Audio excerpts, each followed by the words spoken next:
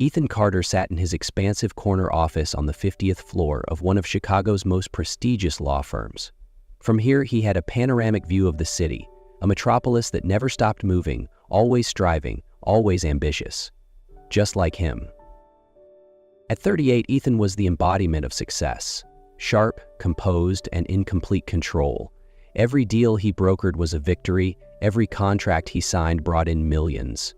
To him, time was money, and Ethan had plenty of both. That September afternoon was like any other.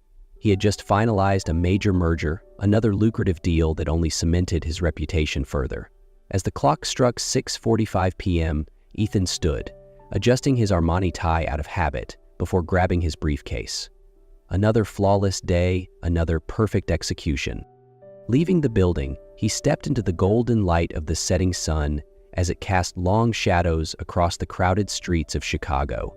He glanced at his watch. Still enough time to grab dinner at his usual spot before heading home to review tomorrow's cases. Everything was running according to plan until he heard the scream. "Lily!" A chill shot down his spine. He turned just in time to see a small girl, no more than 5, golden curls bouncing, darting between parked cars. 20 feet ahead, a taxi accelerated through a fresh green light. There was no time to think. Ethan lunged forward. His briefcase crashed onto the pavement, forgotten. His body moved before his mind could process what was happening. For a split second, everything slowed. He wrapped an arm around the child's waist, pulling her back just as the taxi's horn blared past them. The screech of tires filled the air, but all Ethan could hear was the pounding of his own heartbeat. The little girl trembled in his arms.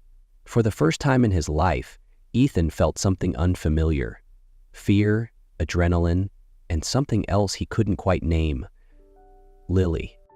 An elderly woman rushed forward, her face drained of color. Ethan quickly released the girl, who was immediately enveloped in her grandmother's arms. "I just wanted my balloon," Lily whispered, still shaken. The woman clutched her tightly, tears streaming down her lined cheeks. "You scared me half to death, Lily. If this man hadn't been here," her voice broke. Ethan straightened, brushing off his suit with unsteady hands. The girl, Lily, peered up at him, her blue eyes wide, not with fear, but with wonder. "You ran so fast," she said, awe in her tiny voice.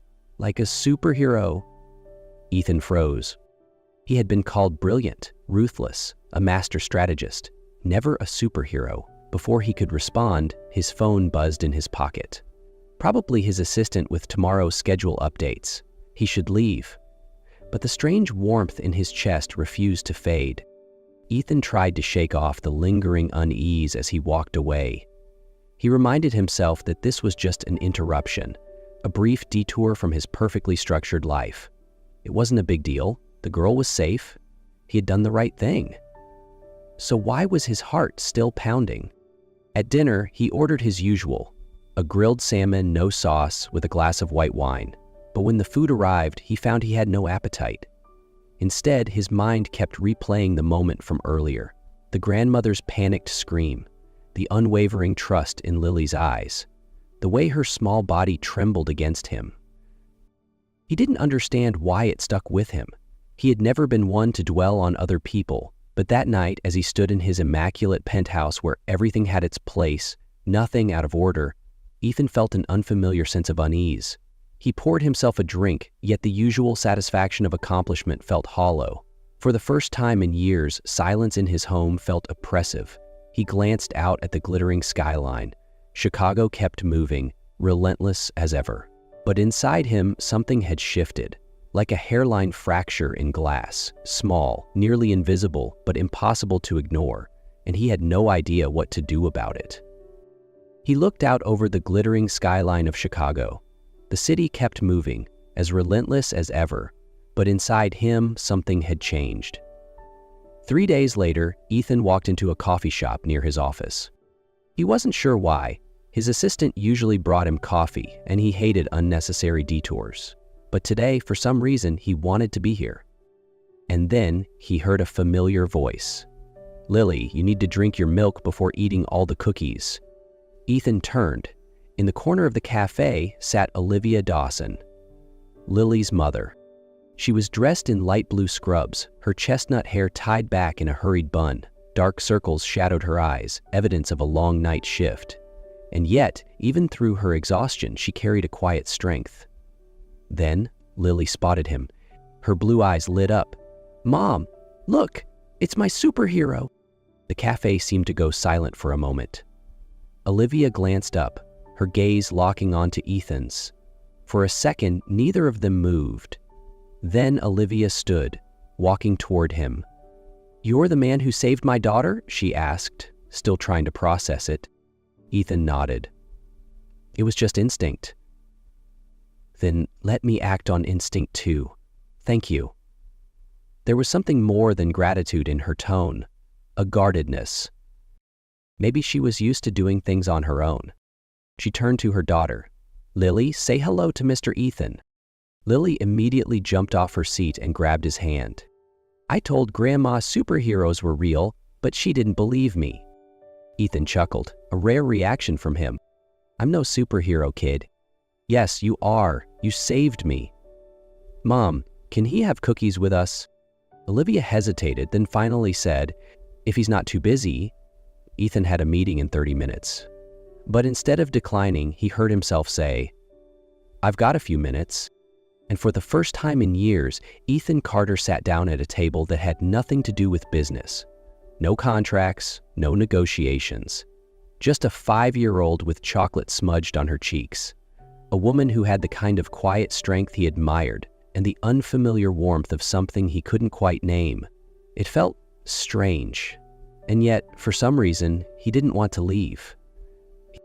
Ethan never imagined his morning would start like this.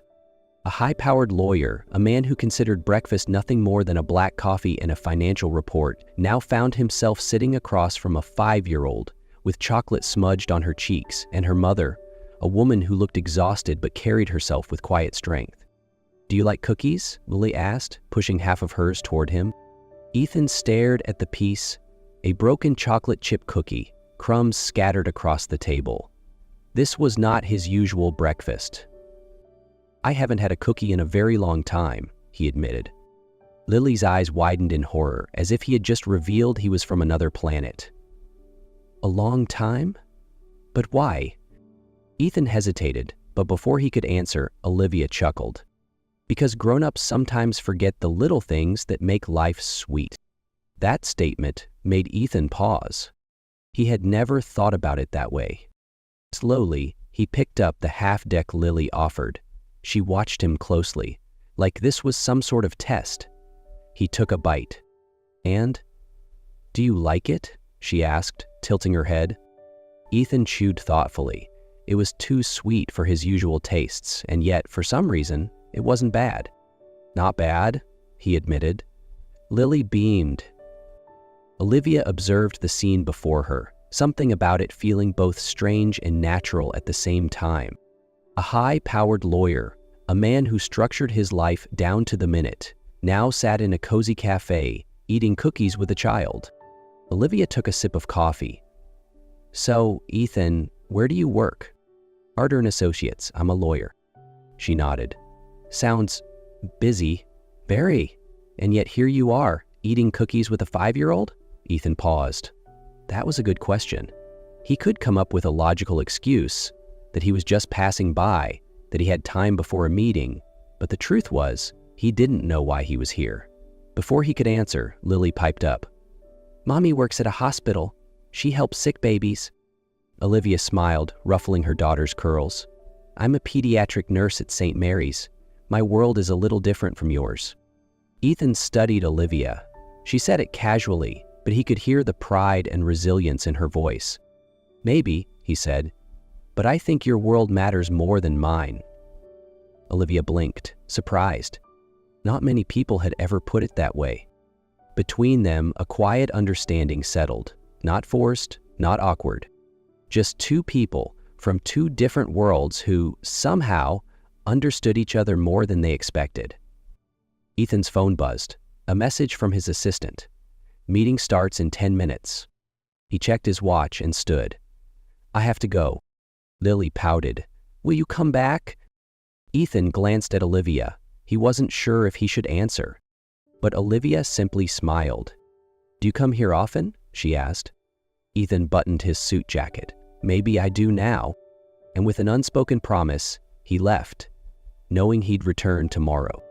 Ethan Carter was not a man of new routines. His life was meticulously structured. Back-to-back meetings, high-stakes deals, and expensive client dinners. There was no room for detours. And yet, the next morning, he walked into the cafe. Not just once, 2 days later, then 5, then a whole week. Ethan arrived precisely at 7:45 a.m., just as Olivia finished her night shift and Lily was dropped off by her grandmother. He told himself it was coincidence.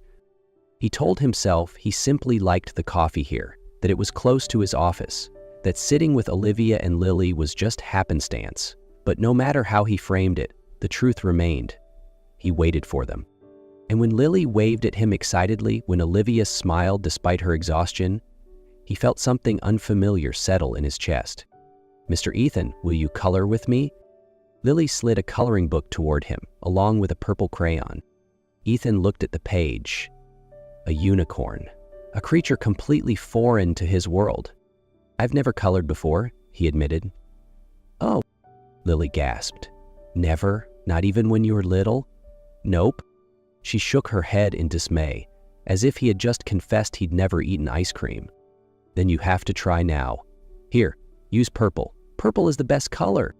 Ethan hesitated. He had negotiated multi-million-dollar deals, argued cases in front of the sharpest legal minds, but no one had ever handed him a crayon and asked him to color a unicorn. He glanced at Olivia, expecting her to rescue him. But she just raised an amused eyebrow.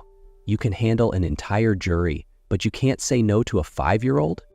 Sighing, Ethan picked up the crayon and carefully colored in the unicorn's mane. Lily watched, satisfied. "You're not bad at this." Ethan examined his work, slightly uneven but decent. "Not bad, right?" Lily nodded. "You're learning fast." Olivia chuckled. "Give it a few weeks and you might be an artist."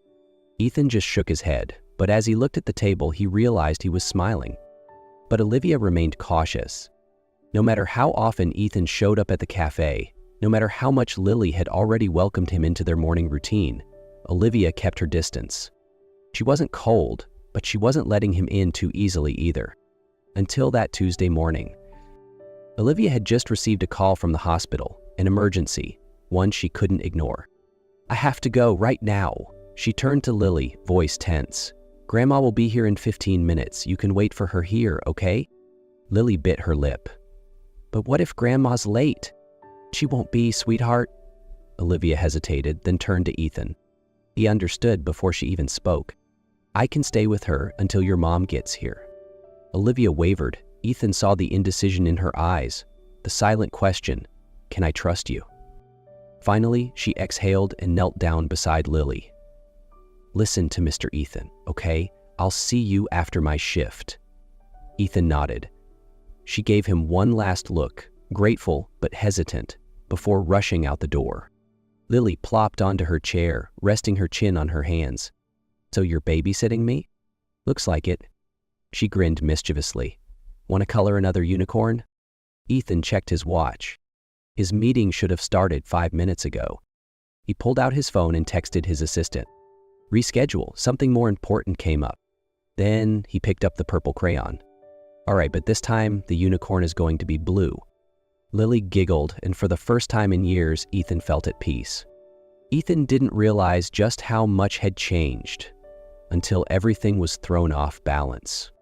He had grown used to his mornings at the cafe, to Lily's bright smile and Olivia's quiet conversations over coffee. These moments had become a part of his day, even if he never admitted it.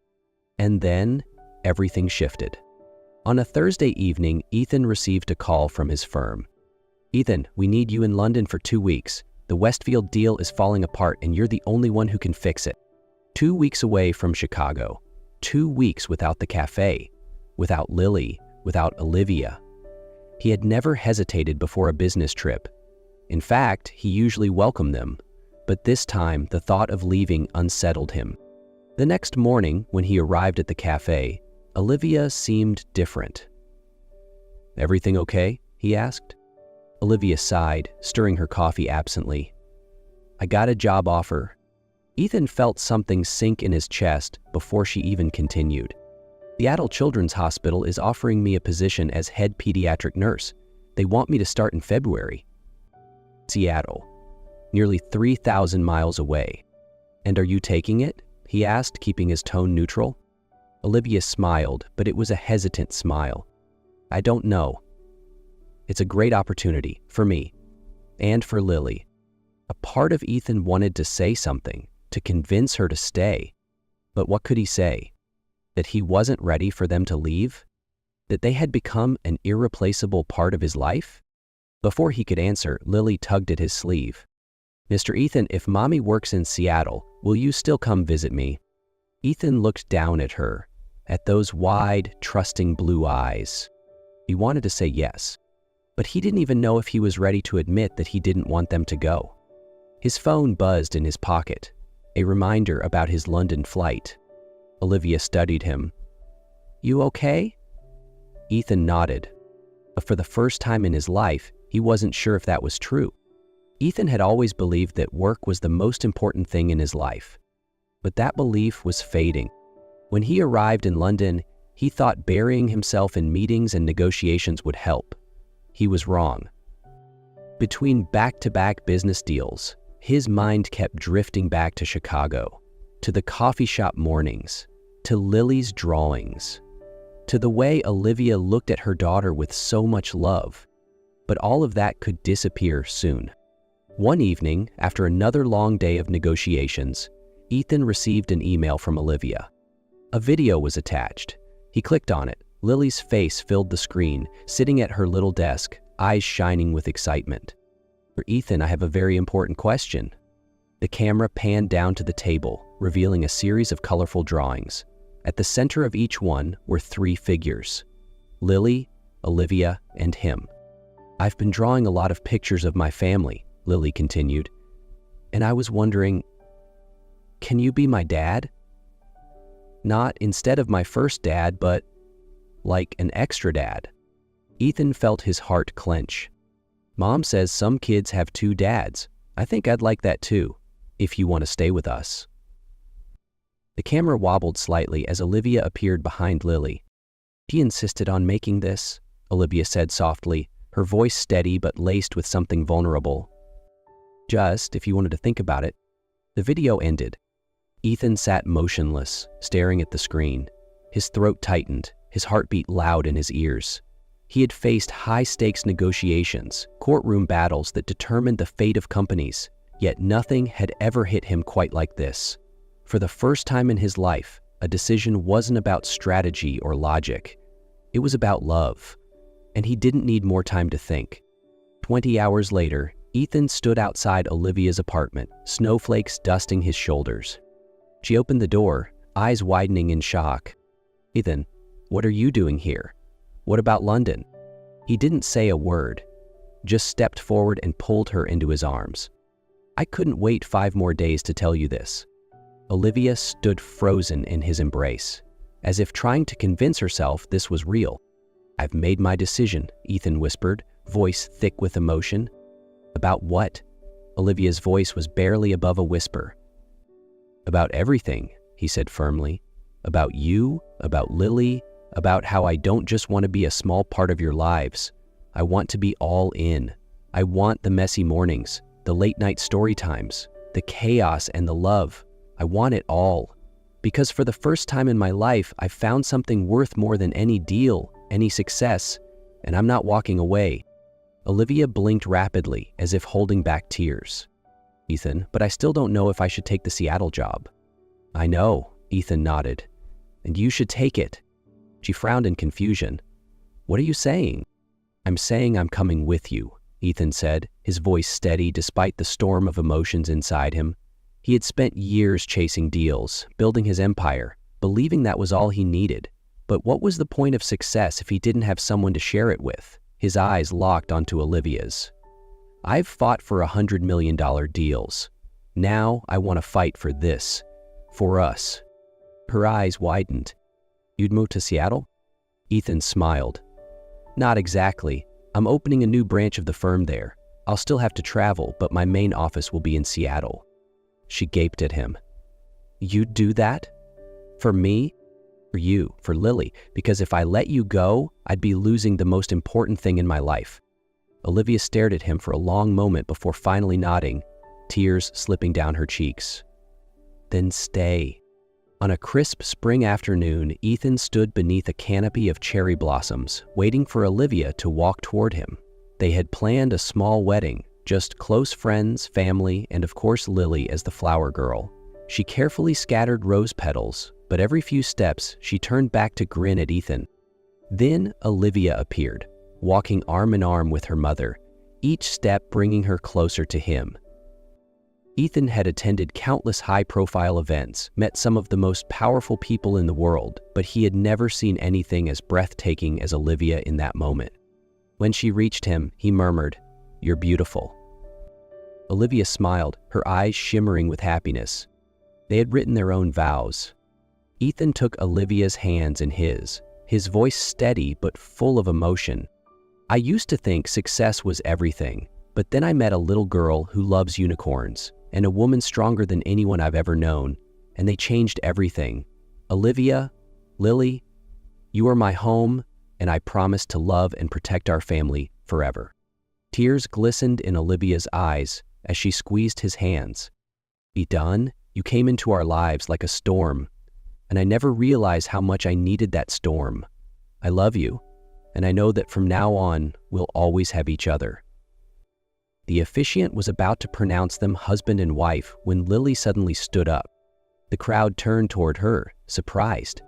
She reached into her pocket and pulled out a small folded piece of paper, taking a deep breath. I have something to say too. The guest chuckled. Ethan and Olivia exchanged a glance before turning back to Lily. Go ahead, sweetheart, Ethan said. What would you like to say? Lily unfolded the paper and with a determined voice began reading. Thank you, Mommy, for finding us a superhero. And thank you, Daddy, Ethan, for picking us even when you were super busy with boring lawyer stuff. I promise to be the best daughter ever, and I also promise to make sure you color inside the lines. The entire wedding erupted in laughter. Ethan bent down and lifted Lily into his arms, holding her close. I love you, Lily. Lily wrapped her arms around his neck, giggling. I love you too, Daddy. And as Olivia kissed him, Ethan knew he had finally found home.